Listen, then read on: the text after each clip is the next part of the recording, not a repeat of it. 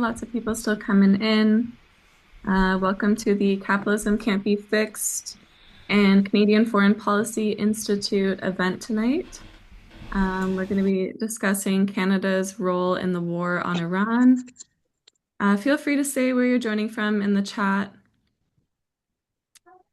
Hello, everyone. We'll still give it like maybe a minute or so more for people to settle in. Hello, hello. Seeing some familiar faces.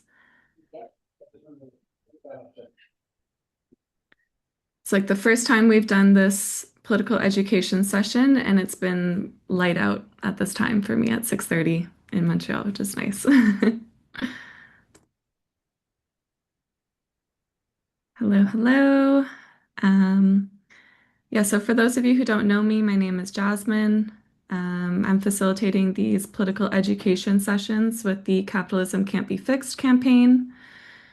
Today we're going to be discussing the war on Iran and Canada's role in it. We have two speakers, Yves Engler and Mona. Mona is a first-generation Iranian Canadian raised in Montreal, and they currently serve as the president of the board of directors of the Iranian Canadian Congress, where they support civic participation, community advocacy, and dialogue within the Iranian Canadian community. Previously, as vice president, they were one of the organization's official representatives to Canada's 2023 public inquiry into foreign interference, advocating in Ottawa for the rights and dignity of Iranian Canadians. And Yves Engler is an author of 13 books and activist here in Montreal as well. So we're going to start first with Mona, and then we'll move to Yves. And then after they both speak, we can take some questions from the audience. So write down any questions that you might have, and we can get started. Mona. Thank you, Jasmine. Hello, everyone. Thank you for joining this critical conversation, and thank you, Yves, Jasmine, and organizers for putting this together. A bit about the Iranian Canadian Congress to start, or ICC. We're a nonprofit, nonpartisan, and non-religious organization established in 2007 to represent the interests of Iranian Canadians and encourage their participation in Canadian society. Our vision is to build a united, progressive, flourishing, and influential Iranian Canadian community. So we've long been opposed to war, of course, any war, but given our mandate, especially the war against Iran, we also oppose sanctions on Iran, which are economic warfare and disproportionately affect ordinary civilian lives and the working class. As you can imagine, we've been very busy over the last few weeks since February 28th, speaking to the media, organizing on the ground with like-minded organizations such as the Palestinian Youth Movement and the Canada-wide Peace and Justice Network, and preparing statements and press releases against the war. You can read our statements on our website, which is iccongress.ca, and follow our social media accounts for any updates on protests or other events that we organize or endorse. And this presentation is formed mostly from statements and letters we've put out since the war began. And if there's anything I missed, please remember to bring it up in the Q&A. So to begin, on January 20th, at the World Economic Forum in Davos, Prime Minister Mark Carney stood before global elites and painted a picture of a principled Canada. He spoke about a rupture in the world order. He committed Canada to the prohibition of the use of force except when consistent with the UN Charter. What happened to that prime minister? Because the Mark Carney we're seeing now during the illegal US-Israeli war on Iran looks nothing like the one we saw at Davos. On February 28th, the United States and Israel launched a major aggression on Iran, violating the UN Charter. These unprovoked attacks, similar to the previous round of US-Israeli attacks on Iran in June 2025, occurred in the midst of diplomatic negotiations between Iran and the US, targeting not only military installations, but also civilian structures across Iran, including schools, hospitals, residential buildings, sports centers, and the Iranian National Broadcasting Headquarters. These war crimes parallel those committed against the people of Palestine in the Gaza Strip since 2023. In a horrific outcome of the US-Israeli aggression, the Shajare Tayyebe Girls Elementary School in Minab, southern Iran, was attacked. The strike, which occurred on the morning of February 28th, the beginning of the regular work week in Iran, resulted in the killing of at least 165 and injuring of at least 96 elementary school girls and educational staff.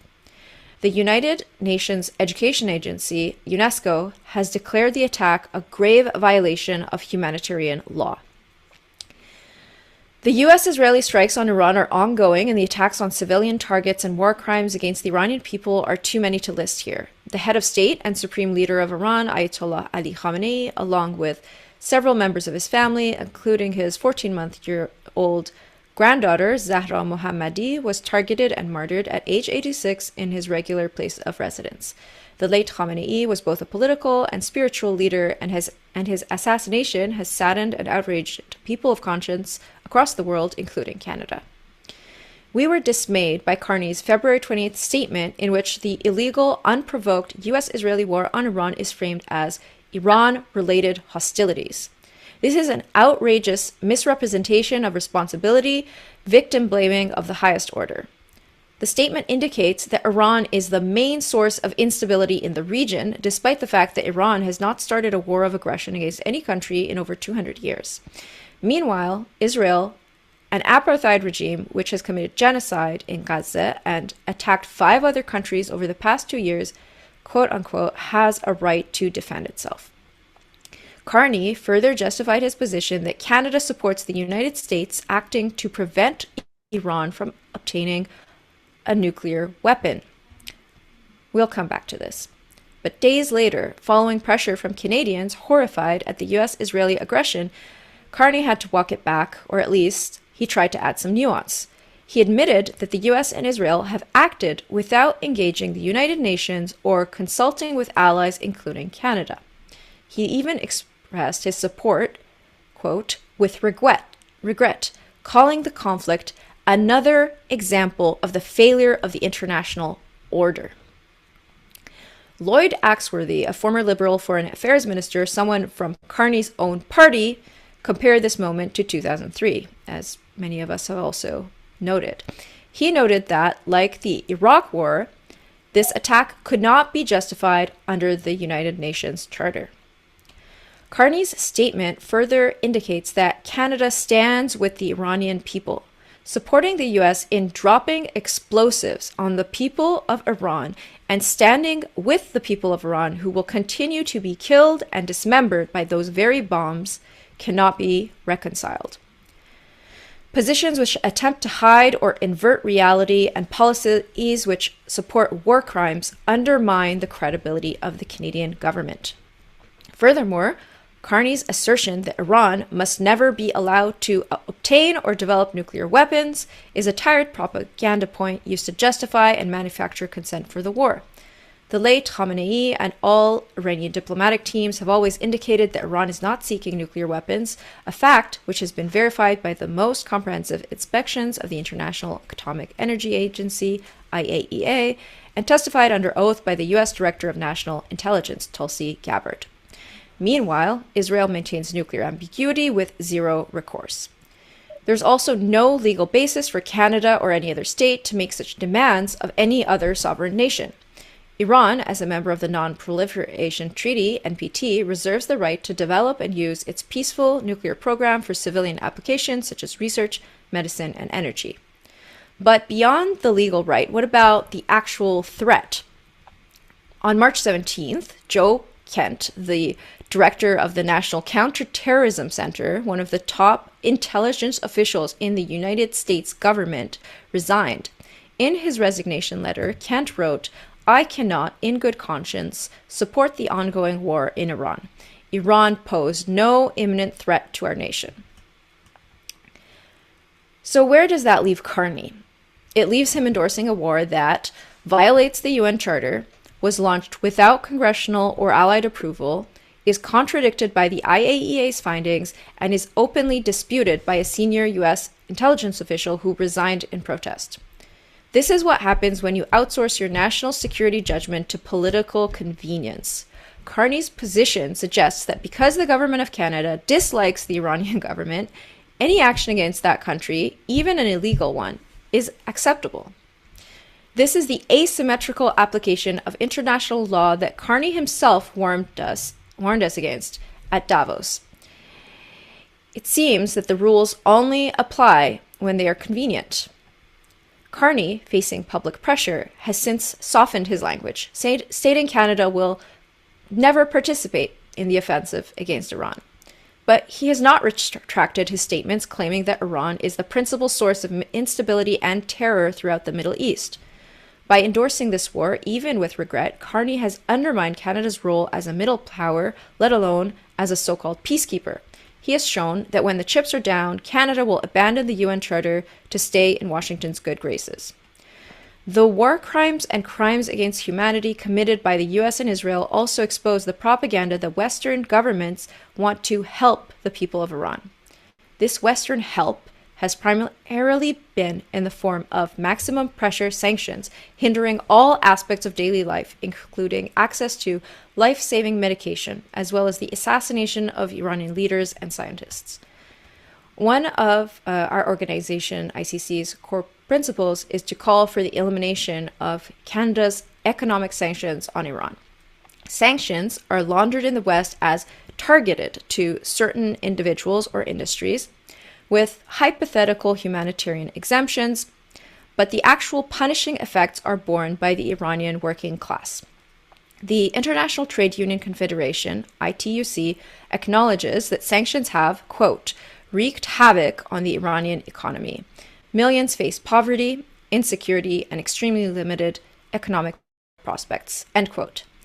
Furthermore, sanctions strengthen the position of the business owners who do manage to navigate them at the expense of workers.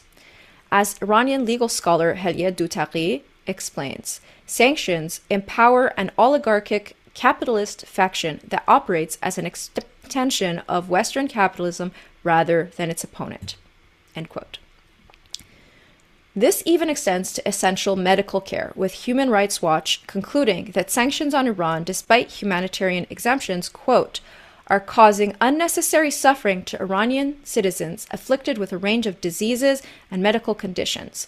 This includes people with leukemia, epidermolysis bullosa, EB, a type of disease that causes fragile, blistering skin, or epilepsy, and individuals with chronic eye injuries from exposure to chemical weapons during the Iran-Iraq War. End quote. In other words, sanctions are economic warfare. They do not make it easier for Iranian workers to get their legitimate demands met. They harm Iranian families who struggle to put food on the table. They prevent average Iranians from accessing the pharmaceuticals and medical care they need. And the current war is an intensification of this decades-long economic war led by the US and supported by Canada. This is not conjecture. In 2019, former US Secretary of State Mike Pompeo stated, quote, things are much worse for the Iranian people with the US sanctions, and we are convinced this will lead the Iranian people to rise up and change the behavior of the regime. End quote. We now bear witness to the barbaric conclusion of this economic siege. From the first day of the US-Israeli aggression, when the US double-tapped an elementary school, to the ongoing assault against Iranian citizens, infrastructure, and cultural heritage sites. We're all here today because we're angry at our Prime Minister's regretful support of the violent foreign policy of the US. Canadians are also dismayed by the lies, misrepresentations, and threats made by the current US president concerning Canada. Yet, the Canadian government also repeats the US line on Iran when it comes to sanctions and freezing diplomatic relations. The same suffering imposed through sanctions, economic warfare, to divide Iranian society and destroy its resistance to imperialism is now intensified to its inevitable conclusion, raining terror from the sky. The question for us now is, what do we do about it? How do we hold our government accountable? There's much we can do at home to resist. Stand up for Canada restoring diplomatic relations with Iran. Stand up against sanctions, which hurt working people. Stand up against lies, propaganda, and repression of anti-war voices. Stand up against those who divide us. Thank you. Thank you so much, Mona. Really, thank you. It's really nice that you humanize the effects of sanctions because it's so distant from us and it's just this thing that's abstract thing that's happening. But when you talk about, the effects of sanctions, like we need to hear that. We need to know. And yeah, your final point, like it does take bravery to stand up. So thank you for your bravery in doing this. And I saw you over the weekend doing a talk as well. So I know that you're doing this as much as you can, and we really appreciate that. Next, we'll move to Eve. Thanks, Jasmine. Thanks, Mona. Thanks, everyone, for coming out. So, yeah, what I thought I would talk about is just the history of Canada's relations with Iran. And they begin, obviously, Canada is a dominion of the British Empire, very passive, begin with the interest of uh, Britain, what becomes British Petroleum, in Iranian oil. Um, um, and so it begins with the British Petroleum's interests in Iran, which steadily become more significant. And it's wildly profitable for British Petroleum. And there is a growing desire among Iranians to get a better share of the huge profits that are being extracted from their natural resources. And it culminates in elected prime minister trying to get better terms, British Petroleum and the British government, UK government being exceedingly hostile. And that forces the hand of Mossadegh to nationalize BP. And the Canadian government's response, Lester Pearson in the House of Commons in 1951, is to criticize Iran's actions and is to basically say the British have been well administering Iranian resources, and this is wrong for the country to get better results from its resources. So Canada backs, in a passive way, the coup of 1953 that's led by the UK and the CIA against Mossadegh, and it's a very elaborate coup of all kinds of different forms of destabilization. Canada backs that quietly. At that point, we don't have diplomatic relations with Iran, but soon after the coup, in 55, we set up diplomatic relations. And of course, the Americans install or return the Shah to power. And over the next 26 years, Canada supports the Shah's rule and Canadian business relations. He comes here in 65 and the red carpet is brought out. As late as late 1978, the Premier of Ontario goes on a trip. Canada sells weapons through the 70s, sells weapons that go to the SAVAK, the repressive internal force. And there's basically a deepening of business and political relations through the 70s, through the Shah's period, which is quite repressive. And it's a monarchy. It's not even, it's not a pretense of being a democratic government. Then in the 79 revolution, Canada breaks relations with Iran in 1980, just after the revolution. And through the 1980s, Canada supports passively, well, through arms sales, the Iraq aggression against Iran. Through the 1980s, this is a devastating war that leads to hundreds of thousands of people being killed. Saddam Hussein's Iraq unleashes chemical weapons and the like. And Canada sells weapons to Iraq during this period. So it's a form of support for this aggression against the country that we break off diplomatic relations after they overthrow their monarchy. at the end of the decade, Canada restarts diplomatic relations, and they operate at a very low level through the 1990s. There's a certain amount of business activity. It's very minimal. But there is, the fairly significant number of Iranians that do come to Canada. Some of them after the Iranian Revolution, supporters of the Shah, like Nazanin. I'm forgetting her last name, McKay, the wife of the of conservative MP Peter McKay, whose father owned the Sheraton Hotel or ran the Sheraton Hotel in Tehran, and was somewhere very close to the Shah. So there's a certain element of emigration like that, and there's others who leave also who are unhappy with the direction of the Iranian Revolution and others. But through this period, there's a sort of low level relations. There's a certain amount of business activity. The hostility really ramps up in the mid 2000s when Stephen Harper's government comes to office. There's Canada, one of the reasons, an element of Canada's position in Afghanistan is to keep an eye on Iran. And there was push to have Canada's embassy in the western part of Afghanistan to be closer to Iran, to spy and to sort of there's Canadian naval vessels that are patrol off the coast in like 2007, 2008, 2009 that are sort of running provocative maneuvers as part of a sort of conflictual dynamic with the Iranian government. And ultimately, the Harper government breaks off diplomatic relations in 2012.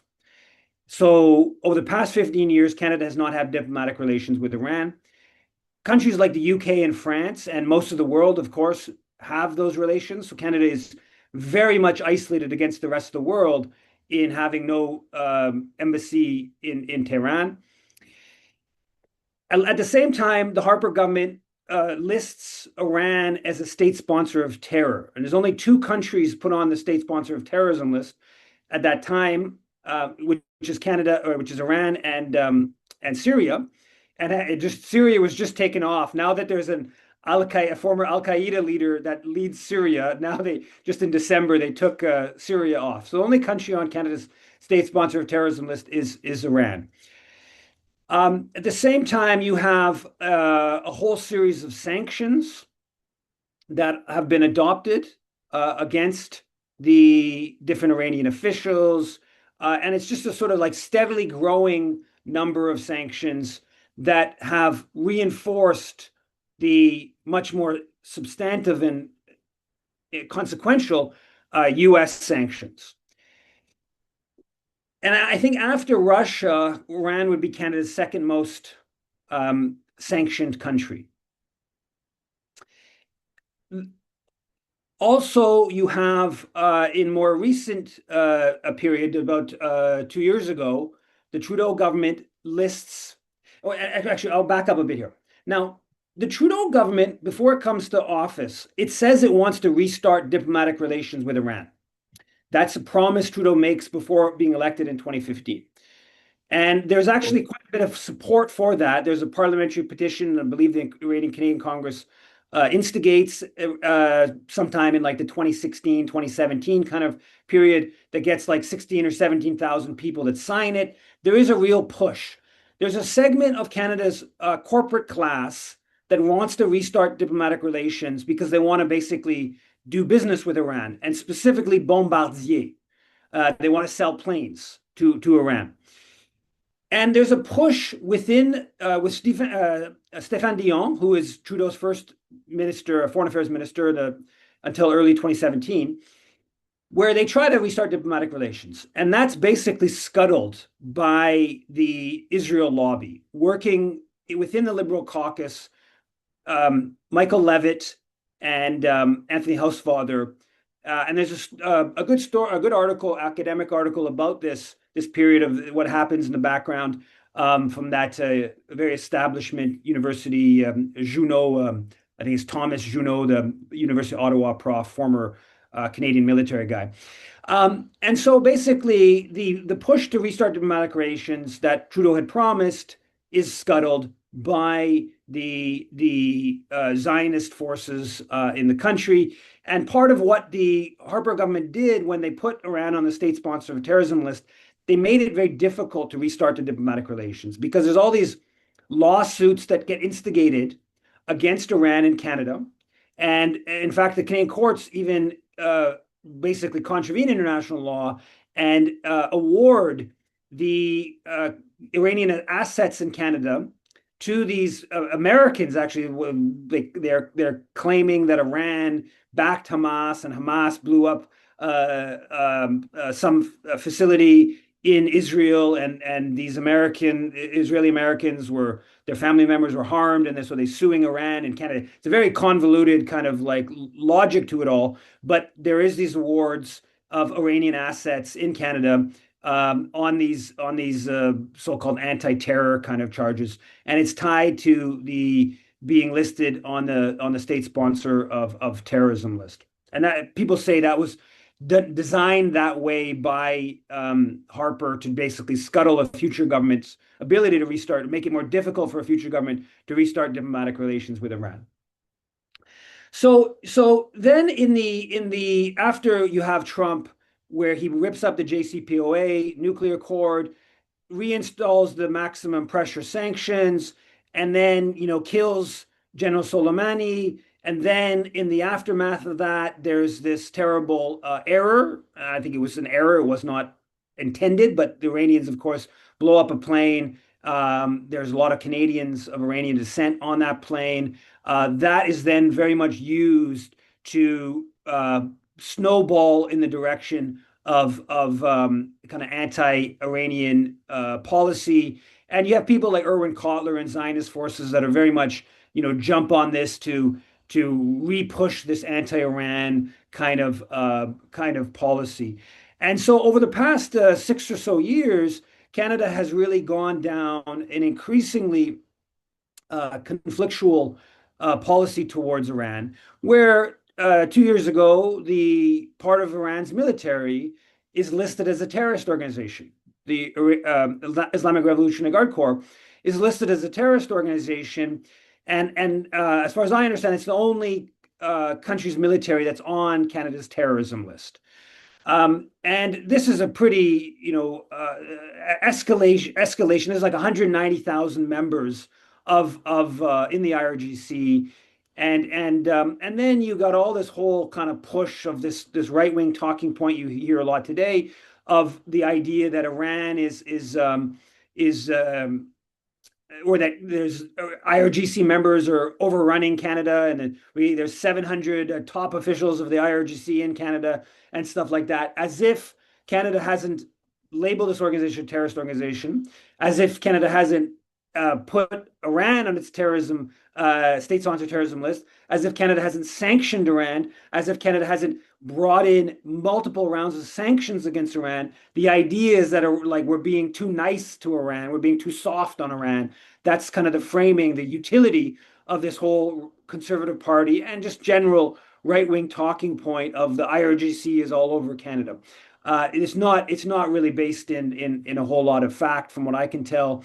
We can get into more of that in the discussion. So Canada has very much laid the groundwork for this assault on Iran. I don't think you can. They boast about it. They don't deny it. They're open about it. That we sanction them, we cut off relations, and all this kind of stuff. The Trudeau government, Carney boasts about labeling IRGC as a terrorist organization, etc. Now, what's happened over the past little bit? Canada is part of this war. It's part of this war. Even if we weren't militarily involved, we would be part of the war because of what I've just laid out. But we are part of the war, and we're part of the war through NORAD. Through NORAD, a couple hundred Canadian soldiers are part of NORAD command structures. They are definitely providing intelligence, satellite, and the like to this war of aggression. Canada has a base in Kuwait that is part of a U.S. connected to a U.S. compound. In fact, it was hit. Apparently, according to La Presse, it was hit on March 1st when there was a number of Americans killed on the base. Canada has a certain number of soldiers, part of U.S. officer exchanges that are part of in the region in West Asia that are part of U.S. units that are involved in this fight. There's Canadians all throughout the U.S. military command structure that again certainly involved in this war in different ways. Mona laid out some of the diplomatic language and rhetoric, the immediate support of the war that Carney stated right early in the morning on the 28th. So there's a certain amount of diplomatic support. What we're seeing now is the government is leaving a door open for what they're saying is engagement in a defensive role. Now, what would a defensive role be in the context of this massive aggression? So they've suggested that if the Gulf states ask for Canadian assistance, there's some opening on the possibility of fulfilling Donald Trump's demand or desire for efforts to open up the Strait of Hormuz.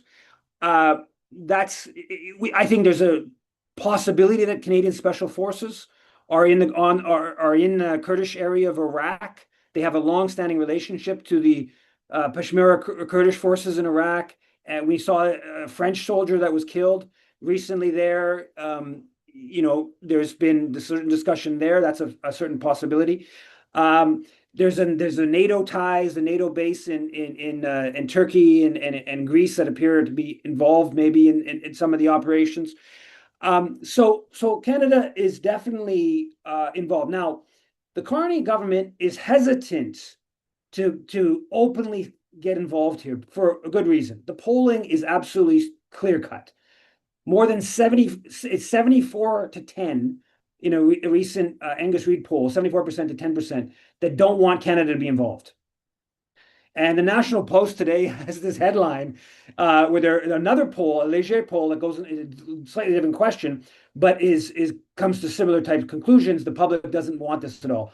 And the National Post, today's National Post, has a headline about saying that one in five of 18 to 24-year-olds are explicitly saying they support, as the National Post puts it, the Iranian regime against the U.S.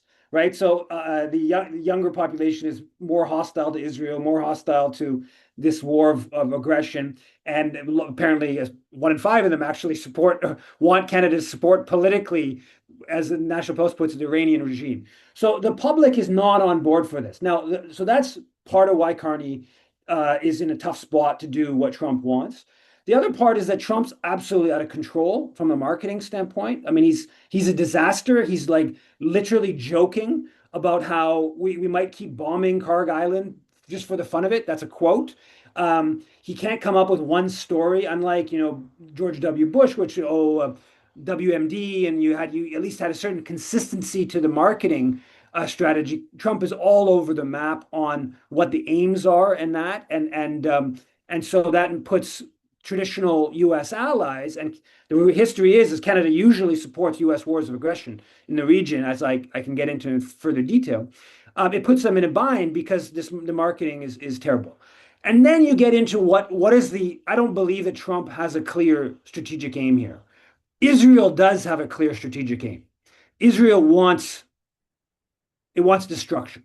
It wants weakness. It wants subordination. It wants regional dominance. The Greater Israel Project is weakness everywhere around. They don't care if it's civil war. They don't care if the country's divided. They don't care if it's a coup. They want weakness. They don't want just the destruction of the Iranian military. They want destruction of Iranian industrial capacity. They want a genocidal Jewish supremacist state of about 9 or 10 million to dominate a region of 500 million. And it doesn't matter how many are killed in that project. It doesn't matter how much environmental destruction, and with the destruction we saw today of the natural gas facilities and the oil facilities. It doesn't matter how much that's the aim. That's the logic. From Israel's perspective, I think the logic is pretty straightforward. From the U.S. empire standpoint, there is logic. I mean, I think ultimately the idea of subordinating Iran's oil has a logic from the U.S. empire, and obviously just subordinating Iran in a general sense has a logic. But the destabilization that will come to many NATO countries by the balkanization of Iran, that is not something that Washington wants. What's happening with the GCC countries is not something that it's a problem for Washington as well. Nonetheless, so I think that Carney is hesitant to embark fully in this project because one, Trump is such a catastrophe when it comes to the marketing of it, and that two, he understands that the Israeli aim here is really cataclysmic. It is a really horrible aim that is going to have reverberations for years, if not decades, if not even century kind of dynamics. So I think that that's the combination of Canadian public opinion and these dynamics is what's made Carney a bit more hesitant. We obviously need to keep up that pressure. We've been calling for Canada to shut down that base in Kuwait. There's no reason for the base in Kuwait. Let's get all the Canadian troops that are in the region out of the region. The 200 they've admitted, there's 200 in the region. Let's get them all out. I think we should restart diplomatic relations with Iran. We should remove Iran from the state sponsor of terrorism list. We should end the sanctions.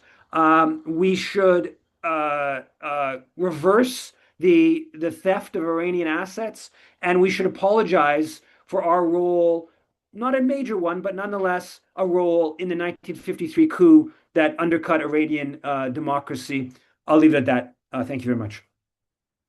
Thank you, Yves. Lots of context there. It's definitely appreciated for all of us. Now I guess we'll go into a question period. Yuri, I'll ask you to unmute. Thank you.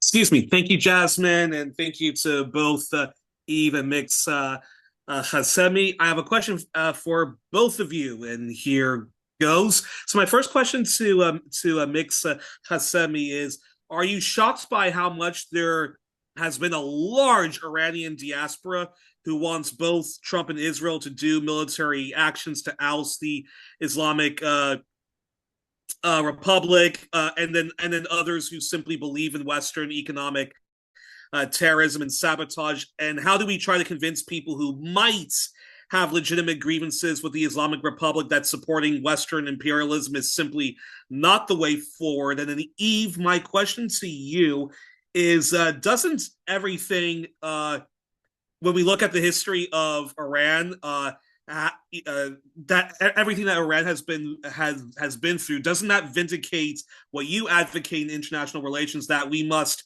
first do no harm?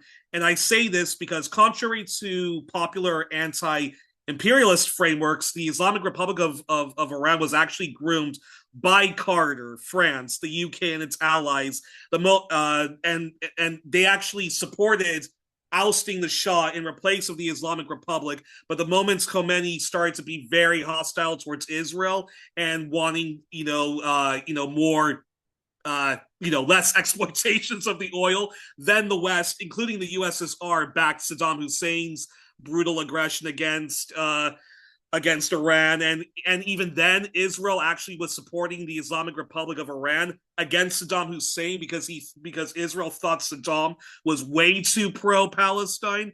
And then, of course, with the Iran-Contra scandal, it all is like one huge, cluster F.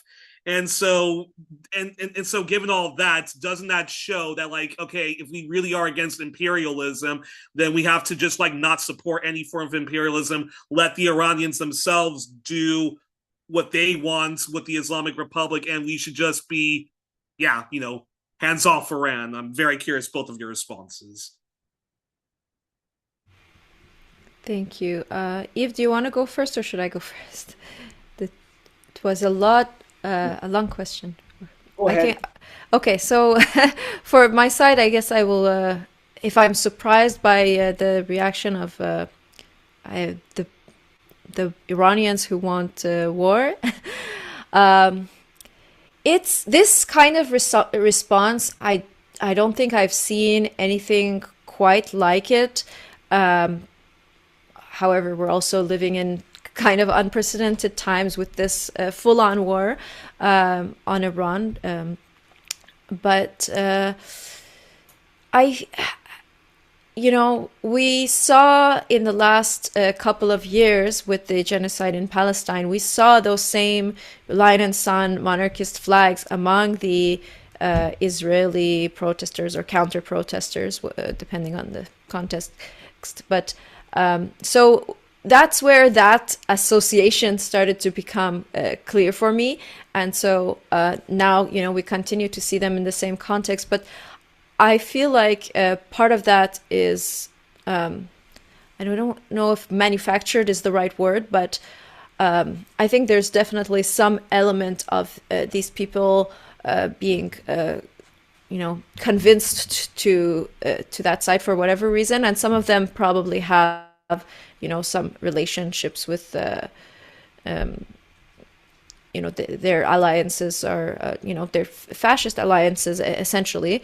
But and as you've stated, how can we convince some activists who are critical of the Iranian government to stand firmly against the war? I'm actually been involved, not necessarily of my choosing, in some of these debates, and I'm noticing that there's a bit of a shift from non-Iranian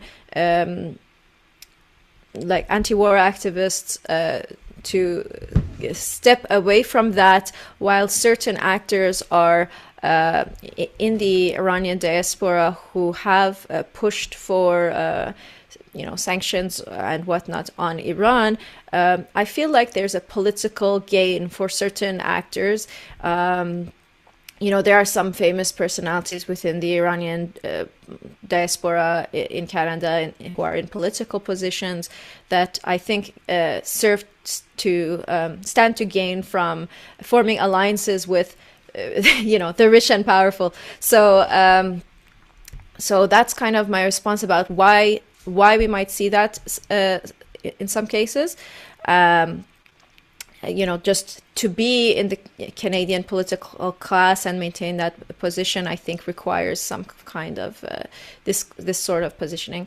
I think that's pretty much my answer, and Yves can go ahead with the rest of the items. Yeah, it's very important that people understand that diaspora politics are shaped by broader Canadian power structures, of course, right? Like that is absolutely, and that's with all. I've seen it with the Haitian community here in Montreal. You see with all kinds of communities. There's an uplifting of those voices that align with imperialism, in this case, imperialism and Zionism. I totally agree. I think the first do no harm should be at the center of Canadian internationalism, and it should be internationalism in Canada should be focused not in some sort of abstract, okay, well, we need to support the protesters in Tehran, but in how is our government and our political culture contributing to injustice, imperialism, in this case, the worst form of all, open aggression, and so there's a lot of people on the left that got very much seduced by the notion, and this happens almost every time, right? Like this is not a new story; it's not an Iran specific story. Maybe the dynamics were particularly egregious, but in every case, there's always a claim about human rights violations. You look at Libya in 2011, is like Gaddafi was handing out Viagra to sub-Saharan African mercenaries who were raping people, and it was just all just concocted, right? You go into an example like Haiti in 2004, where you have a government that you don't get better democratic credentials. You do not get better democratic credentials than the Jean-Bertrand Aristide government. They won almost every single position. Aristide was, according to USAID polls, the most popular politician in the country by 13 times. They did a whole kerfuffle about how he was repressive and he was undemocratic, and all this story is each time. There are varying degrees of truth to this story, but it's it's the same story, right? We're doing this because they're bad and we have to do the intervention. So that has to be understood for leftists. And I think, as an abstraction, I want to be in solidarity with all social movements everywhere in the world as some sort of like abstract principle. But in the real world, we're living, if not in the belly of the beast, pretty damn close to the belly of the beast. And you have to take the policies of your government and your political culture. And I can just say that's what you have to work on. And I can say that I can say with a high degree of confidence, there's not enough hours in the day for any individual to devote to the different elements of the unjust Canadian foreign policy. So like after your 24 hours a day of working on Canadian foreign policy, then you can have your abstract solidarity with the people in the streets of whatever country you say you want to be in abstract solidarity with. But there is so much nefariousness to Canadian foreign policy that we have so much work to do. So that, it's not perfect. It's not, again, there's abstract what you'd want, and then there's the real world. But I think it's very clear to me on Iran that there is a lot of leftists that helped lay the groundwork to make this possible. And I don't just say that leftists as like the NDP. The NDP, I just wrote a story about the NDP's, consistent over more than 15 years on that. But I mean far further into the left, people who very much should know better. And there's a statement that it just was put out by I think it was on the New Politics site, Gilbert Achcar. He's, I think, the sponsor of it. And people like Greg Albo at York and Sam Gindin signed this statement that was just put out. It's supposedly like a criticism of the war against Iran, but it's a two sides kind of thing, and including like criticism of Iran for being like anti-Western and being like anti-Zionist. It's actually stunning that in 2026 there'll be like leftist profs at York that are signing things that are saying like, the thing to support Iran on is its hostility to Zionism, is its rhetoric against imperialism, and right, like that's what's. I think that when it comes to like domestic policy, I don't want to that's not my thing, but there's a lot more reason to be critical. It's Iran's role in backing the resistance to genocide in Gaza. That's what's to be like celebrated, right? That's the element that so. It's kind of stunning to see some leftists that are doing that still, 2.5 weeks into this horrible war. But that's where it is, and I think we have to be cognizant of that, and we have to change that political culture that we're operating in. Thank you. Thank you. Next, we'll do Samir. Thank you. It's actually a little bit difficult the way how I want to share my thoughts. First, I am Syrian. I immigrated to Canada in 2005. I haven't been during the uprising in Syria from the 11 until the nightmare happens recently. The challenge that I am facing in the scenario of the Iran and America is a kind of difficult case, and I want to know how Yves thinks about this. So the question is to Yves. I don't want to be viewed as I am supporting to the Iranian regime, but also I don't want the change to come from any Western country, specifically America or Israel. The regime in Iran, when it came in the 1979 revolution, it came actually as an option for the Western countries. It was the communists who possibly may win in Iran, but actually the Western, they push, you say, you know what, we get used to those kind of things. We know Saudi Arabia, we know other Salafists, we can deal with them. So surprise, surprise, they couldn't deal with them. So they were surprised that this Iranian new regime wasn't easy to deal with. In the same situation in Palestine, in Gaza, I am happy that Hamas is resistance, but I don't want to be viewed as a one who is agreeing with the ideology of Hamas. Same in Syria. I am so sad to see the Salafist is now ruling Syria, but I wasn't also with Assad regime. I didn't want that change to happen by America or Israel or any Western countries. Actually, I ran away from Syria. One of the reasons is the brutality of the Assad regime. So it's kind of difficult case when you are running away from a system you don't agree with, but also you don't want this system to be demolished or changed by a superpower to be eventually an agent to that power. So how do you view this, all these complicated things, and how we can stand alone as a leftist or as a progressive thinker people in a way that we can be ourselves, not to fall into this, I am now supporter to the Iranian regime and I am not supporter of the Iranian regime. How can we be out of this and then stand on the right side of history? Thank you.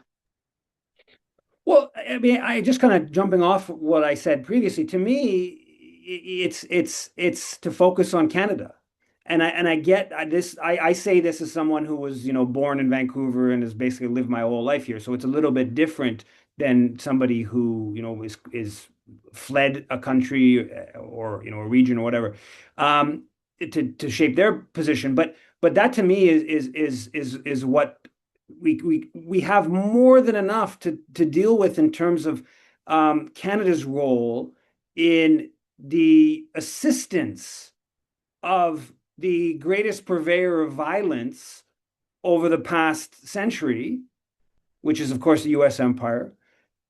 And then, in this context specifically, our assistance to maybe the pound for pound or per capita size greatest purveyor of violence over the past 70 years, which is Israel. We have so many forms of support for the U.S. empire or for Israel that there is not enough hours in the day to try to work on disconnecting Canada from assisting those two countries who are responsible for so many horrors, that we can devote our energy in that way. Now, that's not I don't think for some people that's not a sufficient answer, and obviously people from diaspora communities. I've stated myself that with regards to Iran, if someone, I don't think I should or have an opinion. I support the Iranian government or not. I just do I support the government in Botswana? Do I support the government in Nepal? This need to have a position on the Iranian government comes from imperial culture in Canada.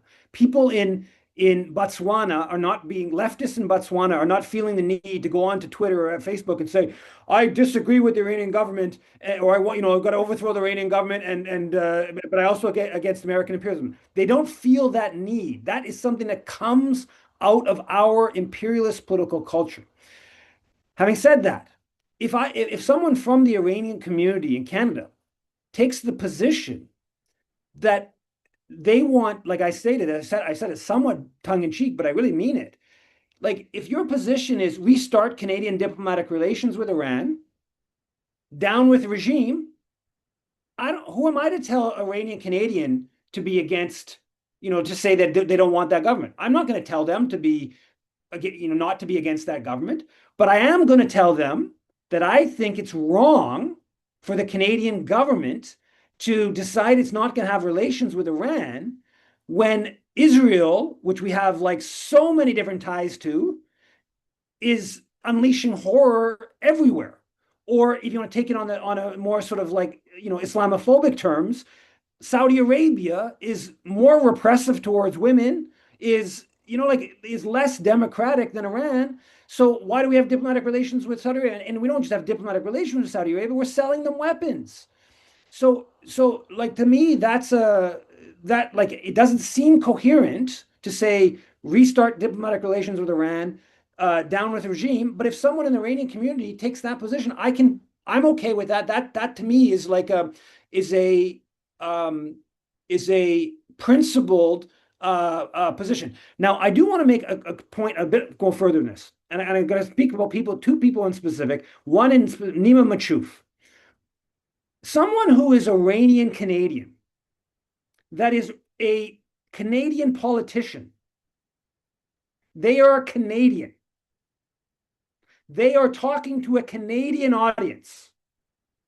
And that's not, in my opinion, as a leftist, to engage in stuff like that, that's not acceptable. That you're not, at that point, you are not acting. When you've run repeatedly for the NDP in Montreal, and you've been in Canada for however many years, and your politics are all here, you now I don't believe you have that, you don't have that right to say, I support the overthrow of the government.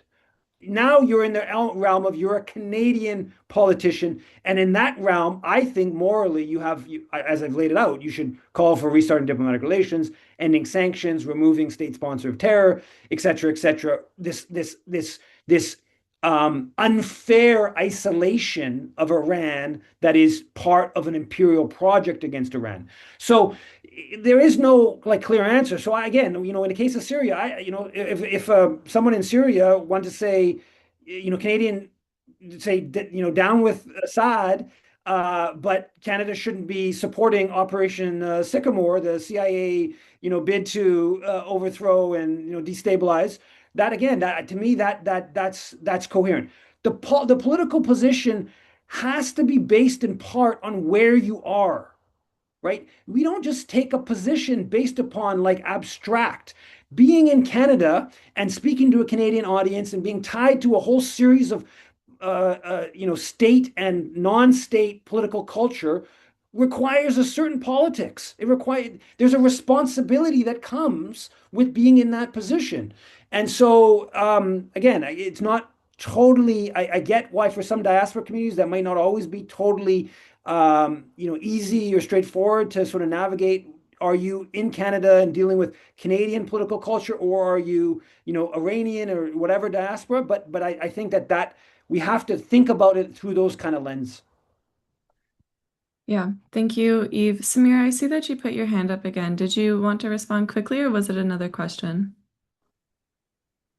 Yeah, actually, if it's possible. Of course, I am not in Syria. I am in Canada. I consider myself Canadian. Syrian Canadian is okay. And I've been here for almost 20 years now. So I am blended with everything Canadian related. And I like what Yves says, actually. It's very good to stand from the imperialism point of view, from capitalism point of view. But the problem is that we're sitting in a global ball today, as if we're actually all connected. So if I am here, I'm not isolated from what's happening in Syria or in any other country. So my stand here is connected. And my view to anything happens here, it's randomly connected. Now, where the dilemma is, when I am in Canada and I am driving on the right side of the road, everyone understands me. When I talk, I'm going to go for a ride. But let's say if I am talking now in Japan, no one will understand when I say I'm going to drive. They think I'm going on the left side of the road. So it's kind of clarifying our stance as leftists from the entire global issues is also important.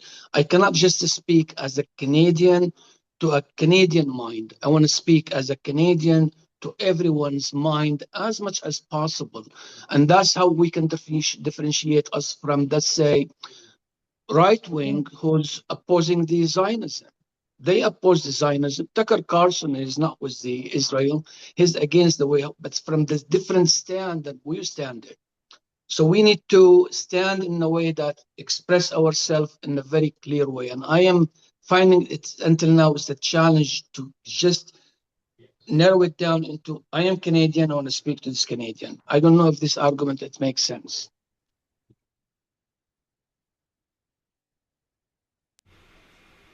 Yves, you're muted. I mean, I don't want to repeat stuff.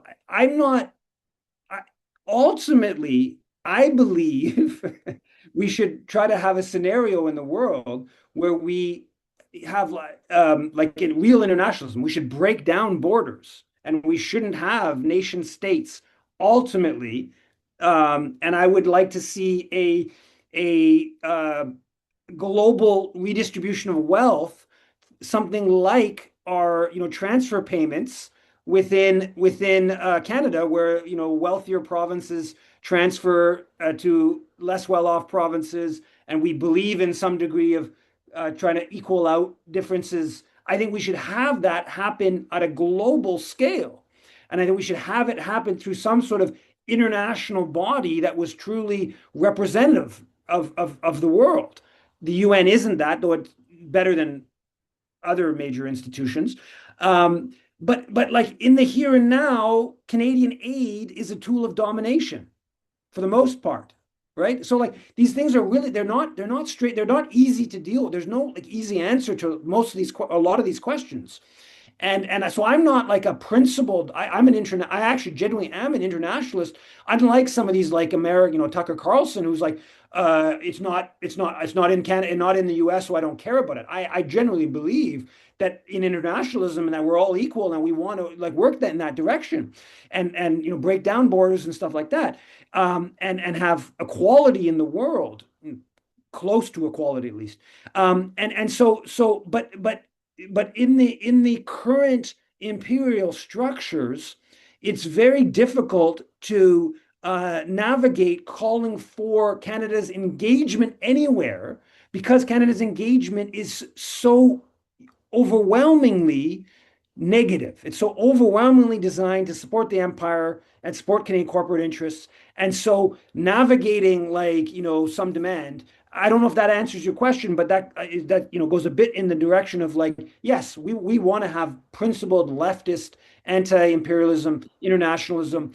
I think principled leftist internationalism, anti-imperialism means something different sitting in Montreal than it does sitting in Washington, D.C., than it does sitting in Paris, than it does sitting in Mexico City, than it does sitting in Tehran, than it does sitting in Kampala, Uganda. There are differences, and we have to take those political cultures into it. And it's not. I'm not saying it's always easy or straightforward, but yeah.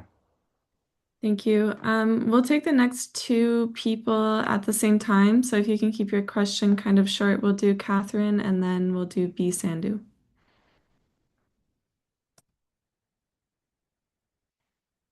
Catherine, if you wanted to unmute yourself. Okay, well, she's figuring that. So sorry, I'm here. Sorry, I had a hard time getting that.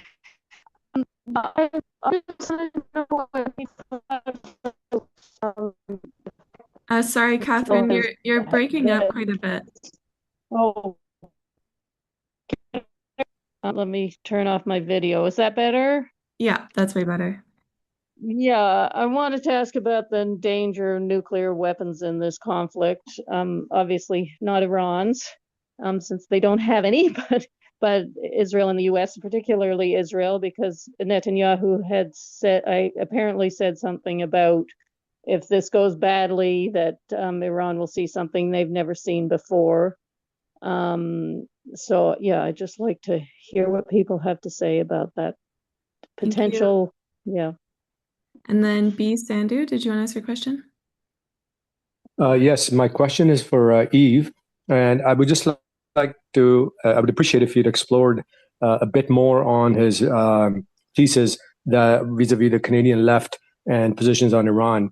And I just, for context, Yves referenced a survey, a polling survey that was done. In fact, it came out yesterday by Angus Reid. And here's what defines those. So those voters who are going to vote for Liberals, committed to vote Liberals, 88% are saying that Canadian military should not be involved in Iran. NDP, interestingly, is 83. Bloc Québécois is 81.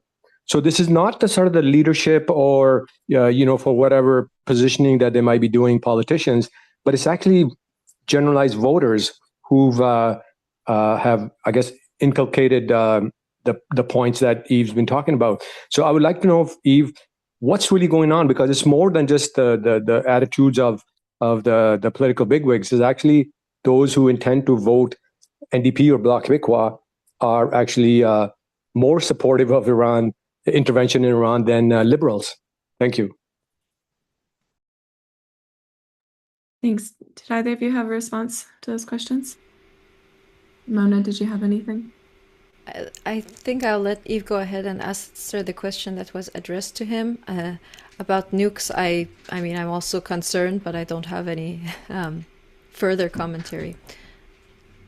Yeah, all I'd say nukes. I don't think the nukes question is a very serious one. I mean, it's always a serious question, and if you took the nukes question seriously, they should be bombing in Tel Aviv and bombing in Washington D.C. Right? The only country that's ever used a nuke, and both Israel and the U.S. have nukes. This notion that it's the idea that they're bombing Iran to something about nukes is wild, right? That's just the world flipped upside down.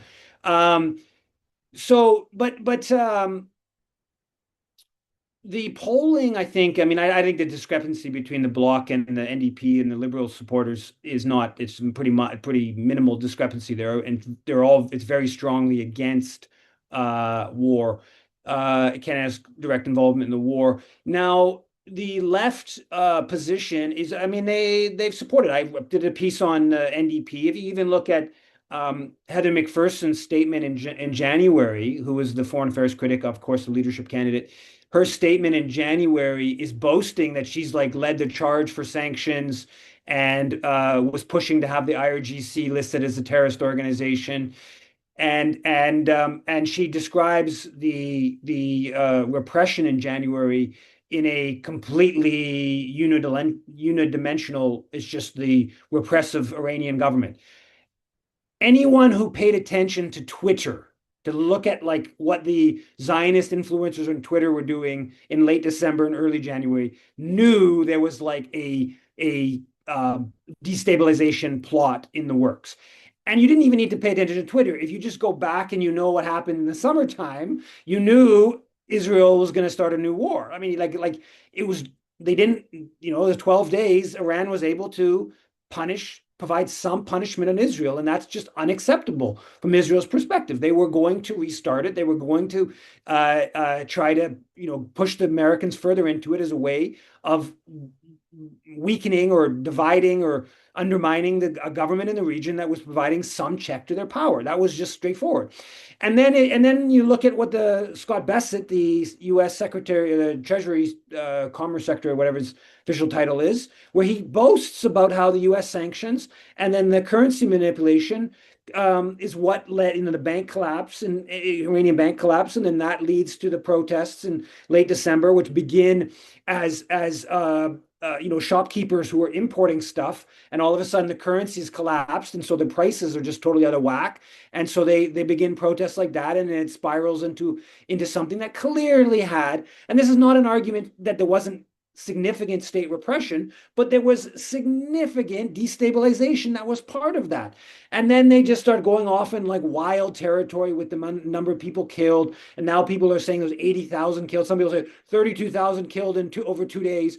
And then simultaneously they'll say, well, Israel's hacked into all of the street cameras in Tehran, but they never provide us footage of all these people that were killed, right? They've hacked into all the video. On one hand, the Zionists will boast about having done that, but then they won't provide us the footage of people being killed. It's just like the level of incoherence in some of this stuff is remarkable. But Heather McPherson joins in that. I mean, that was a culmination of Heather McPherson for years and years and years supporting monarchist forces in Canada and other, U.S. empire-aligned forces in trying to isolate Iran. So this goes back, a long time.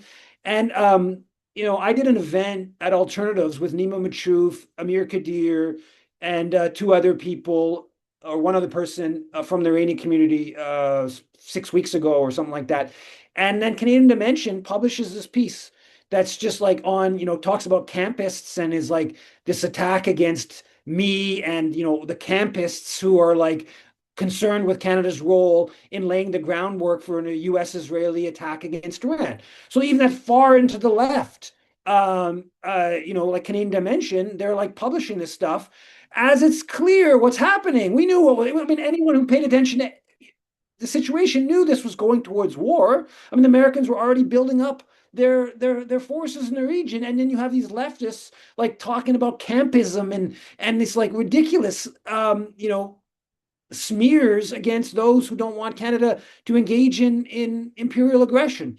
So that's, and it still continues. It hasn't ended. It's now these people have been put in their place by just the overwhelming horrors of what's happening. And unfortunately, I think the likely scenario here is things are going to keep getting worse, at least for the short term. But yeah, so the big chunk of the left is full throttle supported this whole project. Thank you. We'll take a couple of questions at a time. We'll do Douglas and then Mohammed and then Masood, and then Yuri will do after. Hello, Mona. If you could tell us something about the Iranian community in Canada, and I'm particularly concerned with the predominance of media supporting the Israeli side, because it's owned in Canada, right? How do Iranian Canadians who support the government, do they shy away from public exposure? And talk on those issues, and talk about who are Iranian Canadians, what is the cross section, and how does the Iranian Canadian Congress fit into that? Thank you for the question. So yes, there's a lot of different opinions in the Iranian diaspora, including in Canada. As Yves mentioned earlier, that there was a wave of immigration out of Iran post-revolution of whoever at the time had sided with the Shah and no longer found themselves in a good position at that time. And there's this diasporic community reflects waves of outward migration from Iran during different periods of time. So their opinions are not representative of what's in Iran, but are perhaps skewed in certain directions. They would be mostly upwardly mobile, middle class and upward individuals. And perhaps with a skew towards those who were dissatisfied with the government in Iran. That being said, there are people who do, in some cases, quite strongly support the Iranian government. Some support it with criticism, in the sense that the Iranian Canadian Congress has members who, some of whom come from a religious background and perhaps support having a religious-based government, but some people come from a secular background. Some people are, what we may be labeled leftist, progressive, various kind of political labels, and the main thing that has brought this community together is, opposition to, sanctions and war on our home country, Iran. There are other aspects of what the Congress does, but that's the main thing that kind of unites us. Because our position, as Yves kind of outlined his own position, but Iranian Canadian Congress also takes more or less the position that we leave Iranian politics, domestic politics, up to Iranians in Iran, and our interlocutor is the Canadian government and Canadian society for the most part, and that's where we believe we will have the most impact as a Canadian organization, because once again, Canada has broken all diplomatic relations with Iran. We don't. I think Yves said that it's stronger has almost isolated in the sense that European countries have diplomatic relations, consular services, but we do not. And so I think that's where we can have the most impact. I don't know if I touched on all aspects of the question. Can I ask you, Mona, to tell the story about going on CBC Power and Politics? Oh, yes, absolutely. Yes. So let me also, now I remembered that I think people do shy away in part because of the massive kind of suppression that comes from those, the opposition people. Let me say that last on the weekend I went to the Al-Quds Day protest in support of Palestinians, and we were folding pamphlets to hand out at the at the rally against war on Iran, and a man came up to me and my partner as we were folding these pamphlets, and he he asked if I was Iranian. I kind of I was scared that it would be a monarchist. So, and actually he ended up being friendly and said he was scared to go to the protest. He didn't want to go to the protest because he didn't want to engage with those, I'm going to call them Zio monarchists. And those same people are the ones that I guess attacked me after I showed up on Power and Politics merely for quoting Israeli state media, I suppose, because we got attacks on our social media that comments, somewhat vile comments, things that were sort of threats, not criminal threats, but vaguely, vague threats like your days are numbered, and someone even called me a anti-Semitic in an email because I had stated the Israeli media, I suppose. I mean, we're just not allowed to repeat what they say themselves, I think. Yes, and then I was also received mass emails to my employer, who then was worried about my safety and wanted to make sure I was okay, and then said they were filing their own police report and encouraged me to do so. In Montreal, in Canada, I guess there's not really strong anti-doxing sort of, and in the sense of there was defamation. I don't really have the capacity to go to court for that, so that's a different thing. But in terms of Canada, because unless somebody gives a clear criminal threat that they're going to personally come and attack you, the police doesn't do anything. But yeah, those were the circumstances under which I found myself, and I think very many Iranian Canadians are likely to not speak up specifically because of that. And I think particularly the religious community, because they're all under already a lot of racism and discrimination. So some of the, I think that some mosques that are not Iranian, I think are very good at doing politics and supporting Palestine, but as far as I know, the Iranian religious community, they tend to stay quiet because of the immense amount of pressure that has come to them. And I have seen attacks on religious centers too. ICC became aware of at least one physical attack by people with wearing imagery of like a cap with the monarchist symbolism, or the lion and sun symbolism.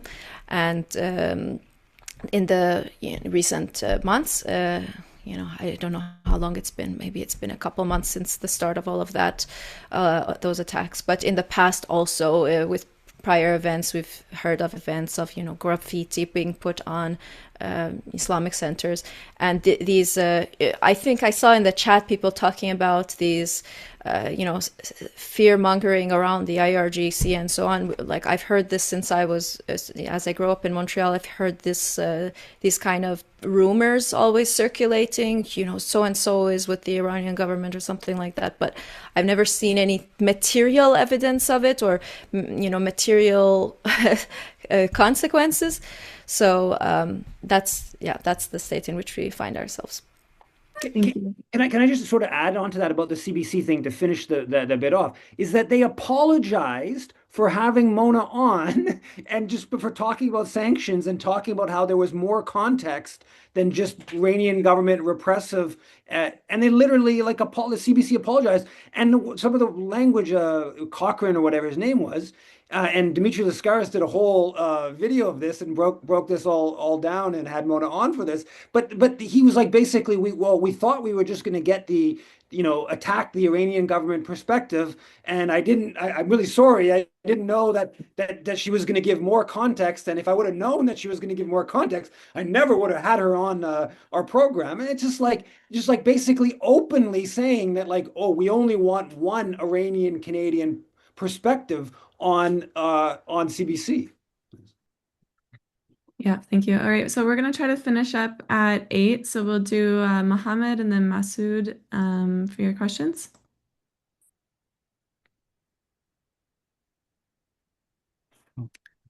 Oh, Mohammed was hand down. Masood, did you have a question?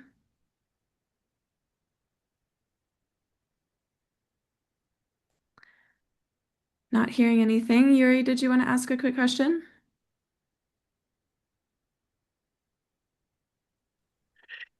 Yeah, I mean, sort of in response to the gentleman Samir from Syria, who, I mean, if we can get his email, I would definitely love to have like a discussion with him about because he clearly has legitimate grievances. But I think if I could use the example of my mother's country of the Congo, we had a far right government in the form of Mobutu that was propped up for years by Canada, Britain, France, Belgium, and the US. And I think I remember when he was ousted, I'm pretty sure many people thought that this was going to be the dawn of a golden age of socialism and so forth, except all we got was another Western proxy in the form of Rwanda and Uganda raping and pillaging and destroying the Congo. And ever since Congo's been a democratic republic, it really hasn't changed all of that much. That being said, I would not know what to do. But I think in hindsight, I think it just goes back to what Yves is often promoting, which is we just do no harm. We first do no harm. I think if you think about the West's vendetta against the USSR, and you look at the state of Russia after the fall of communism and the rise of Yeltsin, and all of these libertarians of far right governments in Eastern Europe, that's all because of our color revolutions and a lot of these Western do-gooders thought that they were doing good. And then again, with the Islamic Republic of Iran, France rolled out the red carpet for Khomeini. Britain supported Khomeini because they thought and they knew that they were going to be just as repressive towards the secular left as the Shah. And then Israel was supporting Iran during the Iran-Iraq war. It's only against Iran now because Iran rightly so is very anti-Zionism. So, and I just think in terms of the legitimate grievances that do exist, I think we should support. If anyone's being very much persecuted, we should help those people out and so forth. But in the end of the day, there's no such thing as as our Western imperial states being good faith actors, and I don't think we should fall into the emotional blackmailing that comes sometimes with, well, we must do something about Gaddafi's human rights abuses, or he must do something about Assad's human rights abuses, or he must do something about Mobutu's human rights abuses. And look at us. I mean, we live in like the U.S., Canada, Britain, France, Germany, and so forth, where there is police brutality on a constant basis. And do we want Russia and China to like come and invade our countries and do color revolutions? I think we should think about that. So, Thank you. Masood, did you have a question? Yeah, sorry, I was having trouble unmuting myself. You can hear me right now, right? Yeah. Excellent. Well, I only joined maybe 2/3 of the way through, so this may have been addressed. But before I do get to that question, I want to say I was at that same Al-Quds rally, I think on Saturday, and in the little space, between the when the rally ended, and I was walking towards kind of sort of the Eaton Center, and I happened to have an Iranian flag in my hand. I was actually confronted by some of these monarchists who were walking with, their sun and lion flag, and it kind of came down. I didn't touch anyone, but they tried to start a shoving match. So I just want to make sure everyone understands that there's like in all the maybe 2 years that there's been marches for Palestine, I had not seen anything like that.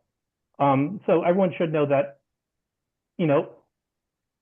putting aside all the talk about political rights and whatever that the monarchists will have, they are extremely reactionary and repressive people. And my question for both, I guess, Mona and Yves is, in contrast to a lot of maybe previous wars, I think the anti-war movement, at least in the West, has been basically non-existent.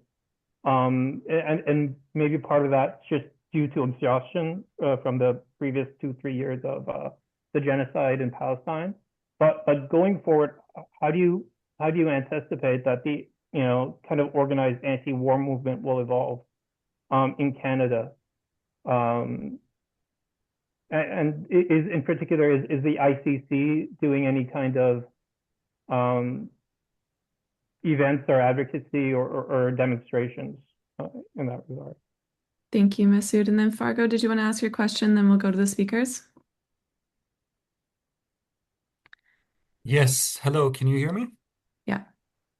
Hi Eve، خانم قاسمی، ممنونم که رسیدیم به اینجا. واقعا افتخار میکنم که امروز میتونیم با ما حرف بزنین. I have a question about the recent publication by the Vancouver police regarding Dr. Masood Masjoudi's murder. It appears that the two prominent Pahlavi activists and organizers have been charged with first-degree murder and I think one charge of desecration of a body in Vancouver, and they'll be attending court on March 25th. I've seen how these organizers have quickly taken hold of the narrative and have put the blame on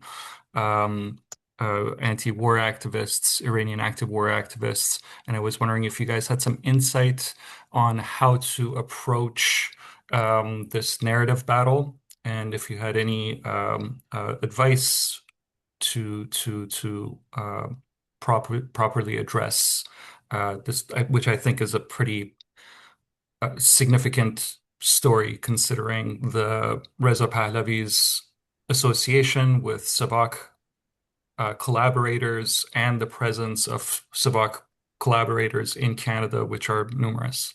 Thanks. Thank you. Yeah, we'll go to you, Mona, first, and then we'll finish off with Eve. Sure. So for the first question, I guess I'll try to address that one. It should be quicker and easier. So ICC is collaborating with organizations like, I think I mentioned in my speech, Canada-wide Peace and Justice Network, which is an umbrella organization of anti-war networks. And I think that, we'll have the capability, especially through these networks, to engage with various anti-war activists Also, as for protests, we primarily, in Montreal, we collaborate with PYM. And so you can see we'll have joint posts on Instagram for the protests. In other cities, sometimes in Vancouver, I don't think PYM is active. We're active with different organizations, but MVUP, thank you. So Metro Vancouver United for Palestine. So that's, I guess, hopefully addresses that question. As for the, yes, I see in the chat, Fargo is giving more details on Vancouver. As for the case of, I believe it's Dr. Masoud Mashoudi, we wrote a statement of concern regarding violence in the diaspora, which we know is from primarily from, I mean, as far as I know, exclusively from this monarchist faction. And I think we're working on another one in light of the specifics coming out and the individuals being taken into custody. It's very scary, of course, when it gets to this extent, where they are, murder, when murder is involved. Sorry, can you jog me on the question itself? Yeah, forgive me.